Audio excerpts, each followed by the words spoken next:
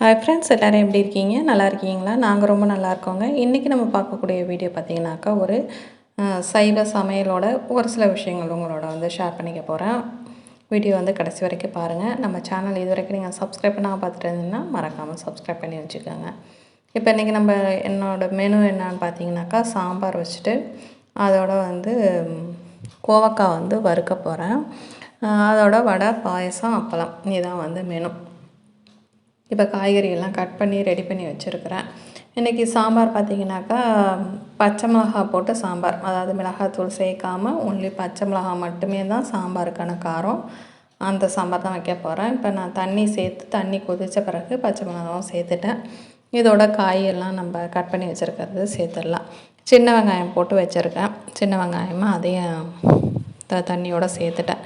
இப்போ அந்த காய் பார்த்திங்கனாக்கா, எப்போதுமே நம்ம கொஞ்சம் நேரமாகக்கூடிய காயை ஃபஸ்ட்டு போட்டணும். நான் இப்போ கொஞ்சம் கோவக்காய் சேர்த்துருக்கேன். கோவக்காய் பொரியலுக்கு எடுத்து வச்சுருந்ததில் கொஞ்சம் அதிகமாகவே இருந்தது, பொரியலுக்கு கட் பண்ணது போக. அதனால் அதை மீதியை சாம்பாரில் போட்டலான்னு சொல்லி அது கட் பண்ணி இப்போ அது கோவக்காய் மட்டும்தான் சேர்த்து வேக வச்சுருக்கேன். பச்சை மிளகாவும் கோவக்காவும். இந்த பக்கம் அதே கோவக்காய் பொரியல் பண்ணிடலாம் அப்படின்னு சொல்லி அதுக்கு ரெடி பண்ணிகிட்ருக்கேன். கோவக்காய் ரொம்பவே உடம்புக்கு நல்லது.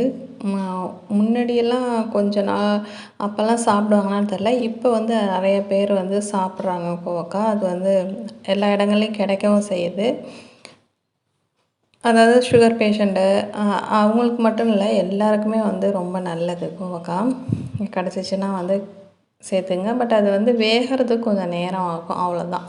இப்போ 2த்துக்கும் தேவையான தேங்காய் மொத்தமாகவே சேர்த்து எல்லாமே அரைச்சிட்றேன். ஃபஸ்ட்டு சோம்பு சேர்த்து அரைச்சிட்டு அதுலேருந்து 1 டேபிள் ஸ்பூன் அளவுக்கு கோவக்காய் வறுவலுக்கு எடுத்துகிட்டு, சாம்பாருக்கு பார்த்திங்கனாக்கா இதோட சீரகமும் மிளகும் சேர்த்து அரைக்கணும்.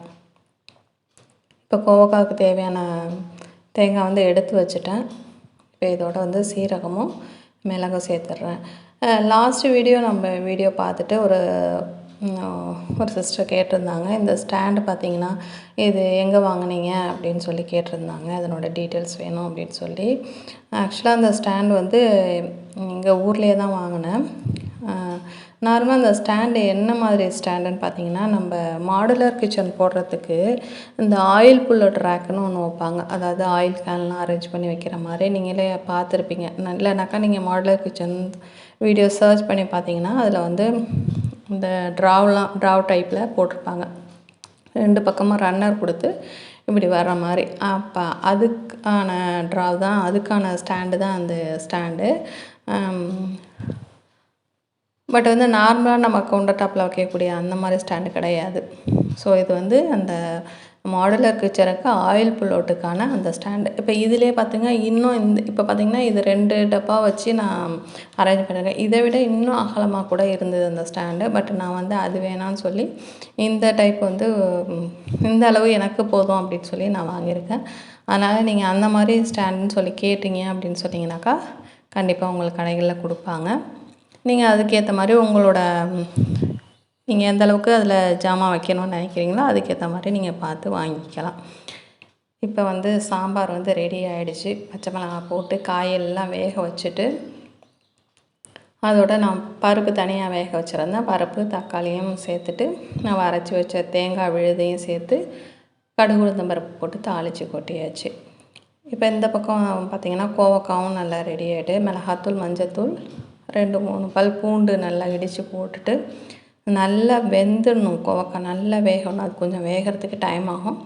வெந்துருச்சான்னு சொல்லி ஒரு நைஃபாலேயோ இல்லை அந்த சின்ன ஸ்பூனாலேயோ நீங்கள் இப்படி நறுக்கி பார்த்தீங்கன்னா 2ஆக கட் ஆகணும். அந்த அளவுக்கு வந்த பிறகு நீங்கள் உப்பு, நம்ம அரைச்சி வச்சுருக்க தேங்காய் எல்லாத்தையும் சேர்த்துட்டு நல்லா கலந்து கொஞ்சம் ட்ரை ஆன பிறகு நம்ம ஸ்டவ் ஆஃப் பண்ணிடலாம். இந்த பக்கம் பாயசமும் ரெடி பண்ணிட்டேன். நார்மலாக சேமியா பாயசம் தான் இன்றைக்கி வச்சுருக்கேன். கடைசியாக பாலை சேர்த்து மிக்ஸ் பண்ணியாச்சு. என்னோட பாயசம் தண்ணியாக இருக்கேன்னு பார்க்காதீங்க. கொஞ்சம் ஆறின பிறகு பார்த்திங்கன்னா அது நல்லா இறுகிடும். அப்போ நமக்கு இலையில பரிமாறுற அளவுக்கு நல்ல ஒரு திக்னஸ்ஸாக இருக்கும். இப்போ கோவக்காய் எடுத்து வேறு ஒரு பவுலில் மாற்றி வச்சுட்டேன். வடைக்கும் அரைச்சி அதுக்கு தேவையான பொருள்லாம் சேர்த்தாச்சு. சின்ன வெங்காயம், பெரிய வெங்காயம், இஞ்சி, பச்சை மிளகாய், கருவேப்பிலை இது எல்லாமே வந்து இதோட சேர்த்துட்டு அரிசி மாவு கொஞ்சம் சேர்த்துட்டு நல்லா கலந்து விட்டுட்டு நீங்கள் வடையை தட்டினீங்கன்னா வடை சூப்பராக வரும். உப்பு சேர்த்துட்றேன். அந்த வடை மாவை அரைக்கும் போதே நீங்கள் கொஞ்சமாக வந்து சோம்பு, மிளகு 2 சேர்த்து அரைச்சிக்கணும். வடை மாவு எப்போ அரைக்கும் போது தண்ணி ரொம்ப தெளிச்சிடக்கூடாது. ரொம்ப கொஞ்சமாக தண்ணி தெளித்து கொஞ்சம் மாவு வந்து நல்லா பூத்து வந்த பிறகு அள்ளிடணும். ஏன்னா ரொம்ப தண்ணி தெளிச்சிங்கனாக்கா வடை வந்து நமக்கு போடுறதுக்கு சிரமமாக இருக்கும். எண்ணெய் அதிகமாக வந்து குடிக்கும். இப்போ வந்து வடை செய்கிறதுக்கு எண்ணெயும் வந்து ஸ்டவ்வில் வச்சுட்டேன். எண்ணெய் சூடான பிறகு நம்ம வந்து கொஞ்சம் கொஞ்சமாக மாவு எடுத்து தட்டி போட்டுடலாம். வடை எப்போதுமே நான் வந்து இப்படி கைகளில் மாவு எடுத்து இப்படி ரவுண்ட் ஷேப்பில் உருட்டிட்டு ஹோல் போட்டு போட்டுருவேன். சிலர் வந்து வாழை இலையில போடுவாங்க. நான் வந்து இப்படியே போட்டுறது. இப்படி தான் எனக்கு கொஞ்சம் ப்ராக்டிஸ் ஆகிருக்கு. அதனால் நான் இப்படியே போட்டுடுறது. இப்போ வடையை எடுத்துகிட்டு நம்ம அப்பளமும் பொரிச்சிட்டோம் அப்படின்னு சொன்னாக்கா ஆல்மோஸ்ட் வந்து நமக்கு சமையல் வந்து ரெடி ஆகிடுச்சு.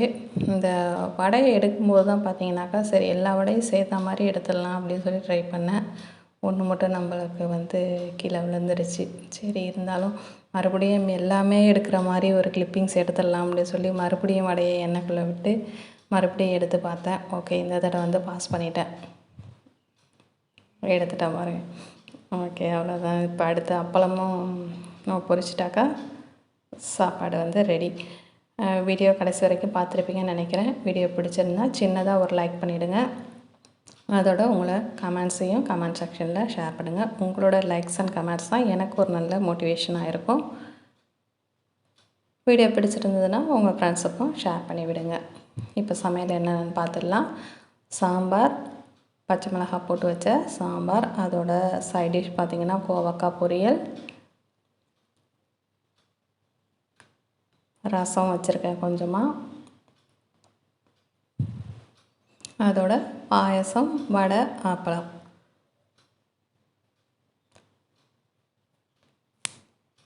இப்போ பார்த்திங்கன்னா பாயசம் எப்படி நல்லா கெட்டியாகிடுச்சு பார்த்திங்களா. இப்போ இந்த ஸ்டேஜில் நமக்கு கலந்து விட்டு நம்ம இலையில பரிமாறணும் அப்படின்னு சொன்னாக்கா அந்த கன்சிஸ்டன்சி வந்து நல்லா கரெக்டாக இருக்கும். சப்போஸ் ரொம்ப இருகலாக இருக்குதுன்னு தெரியுதுன்னா உங்களுக்கு கொஞ்சம் மேற்கொண்டு கொஞ்சம் பால் சேர்த்துக்கலாம். வேற ஒரு இன்ட்ரெஸ்டிங்கான வீடியோட உங்களை மீண்டும் சந்திக்கிறேன். வணக்கம்.